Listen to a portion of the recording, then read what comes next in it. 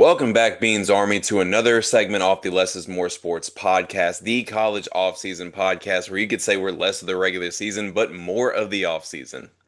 Last season, Texas Tech had their most historic season in program history. They made it to their first college football playoff appearance and finished seventh in the AP poll, the highest in program history.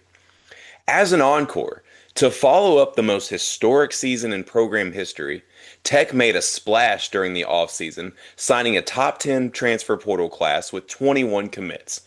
Of those, most notably is former Cincinnati quarterback Brendan Sorsby. But now there's just one problem.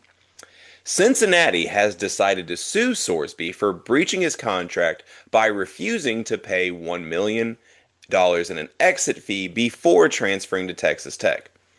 The Cincinnati Athletic Department released a statement posted in an ESPN article by Mark Schlabach that states, and I quote, "In his lucrative NIL agreement with Cincinnati Athletics, Brendan Sorsby committed to stay and play for 2 seasons as a proud Bearcat representative. He also agreed that if he left the university before that time, he would pay the university a specific amount for the substantial harm that his breach would cause. Cincinnati Athletics intends to enforce that contract commitment. As stewards of the university's resources, the athletics department has a duty to do so. We thank Brennan for his time at Cincinnati and wish him success in the future."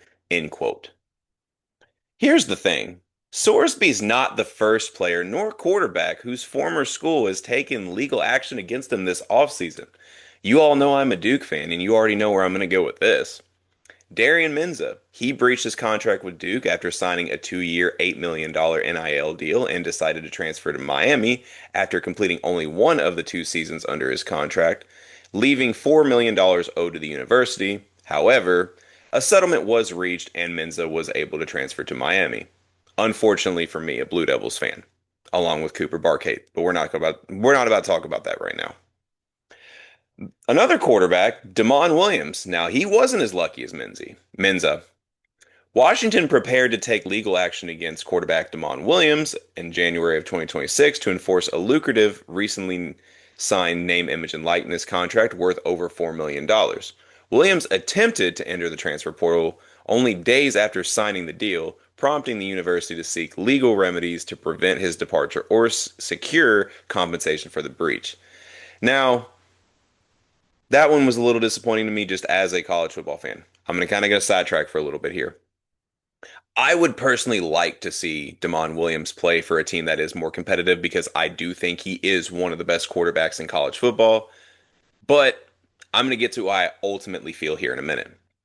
But ultimately, one was allowed to leave while the other wasn't. But my question, or the main thing we want to talk about and get a discussion going in the comments today, is what is this all going to? Because what is this all coming to, I should say? Because I see a trend sort of happening here with these former universities suing their former players.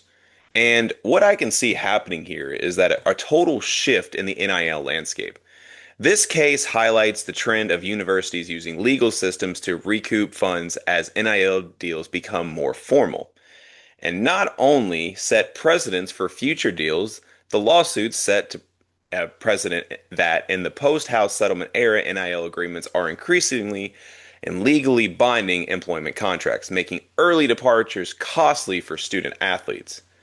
And listen, I'm not going to preach to you all about legality nor give you legal advice because that's not my strong suit. I'm all for players getting paid. I've said it multiple times on the podcast. If I've said it once, I've maybe said it a million times, no pun intended. And listen, I'm all for players having the freedom to transfer. How I look at it, students are allowed to transfer as many times as they please. Why not student athletes? Even though we're kind of stripping the amateurism, or we've already stripped the amateurism title from these student athletes.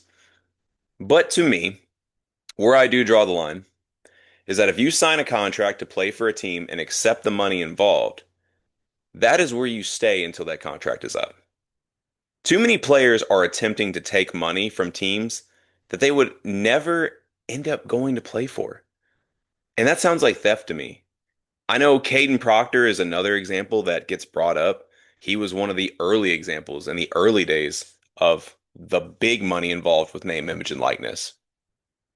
And I think this offseason, though, ultimately, with regards to Sorsby, with regards to Mensa, with regards to Damon Williams and others, I think this offseason, teams are starting the beginning phases of making examples out of these players. And in some cases, I could see it getting ugly. I can see careers altering because of this. And what I want to do now is take a quick break and ask you all in the comments what you think about all this. What do you think about these universities actually firing back at these players that are deciding to try and take money only to not play for them or finish their contracts or what have you? Let me know in the comments real quick. But yeah, I mean, we're heading down a path to where we saw power shift from, the universities to the players, and now it's seemingly coming back to the universities. But I think the best thing we can all agree on is that the power needs to be met somewhere in the middle. Yes, I agree these players do deserve to get money, get paid what they are due. I mean, anywhere else that could be a legitimate anywhere else before the name, image, and likeness era, if a company were to profit millions of dollars off your name and you couldn't receive a dime of that, that could be a lawsuit anywhere else before the name, image, and likeness era in college athletics. But also, again, coming with the other argument that you are signing a contract and you aren't honoring said contract, there do need to be, penalties for that. So ultimately, that is what I wanted to talk about on this segment today.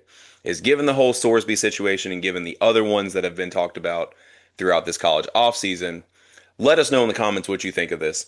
But that is officially wraps up another segment off the Less is More Sports podcast. As always, like and subscribe to the Less is More Sports YouTube and Spotify channel to get the latest updates we have on content coming out. Be sure to follow the social media pages on Facebook, Twitter, and Threads. That's at Less is More Sports. That's officially all the time I have. Until next time, I'm officially out.